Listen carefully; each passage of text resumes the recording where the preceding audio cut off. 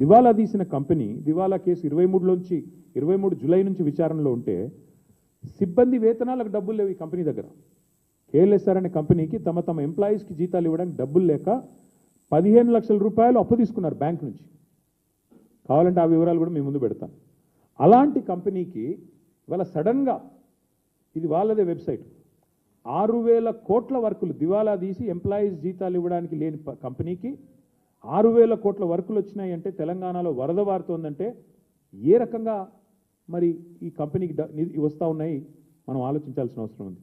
అయితే ఇక్కడ ఇంట్రెస్టింగ్ విషయం ఏంటి అంటే, ఈ ఎన్సీఎల్ఏటీలో ఎప్పుడైతే జడ్జి గారి మీద ప్రలోభ పెట్టే ప్రయత్నం చేశారు, జడ్జి గారిని ఒత్తిడి చేసే ప్రయత్నం చేశారు, అట్లాగే ఆర్థిక లావాదేవీలు నిలిపేయండి అని చెప్పిన తర్వాత కూడా ఈ కంపెనీ ఖాతాల్లో 150 కోట్ల లావాదేవీలు జరిగిన తర్వాత సుప్రీంకోర్టు, నేను చెప్పడం కాదు, జనవరి 23 మొన్న పోయిన వారం జనవరి 23 నాడు సుప్రీంకోర్టు రాష్ట్ర ప్రభుత్వానికి కేంద్ర ప్రభుత్వానికి ఆదేశం ఇచ్చింది. మీరు ఎట్లా ఈ దివాలా తీసిన కంపెనీకి మీరు ఎందుకు ఇస్తున్నారు వర్కులు?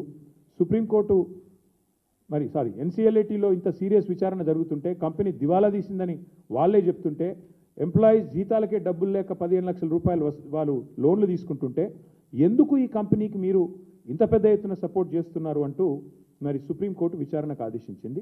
ఇది నాది కాదు కవిత్వం, ఇది ప్రెస్ పీటీఐ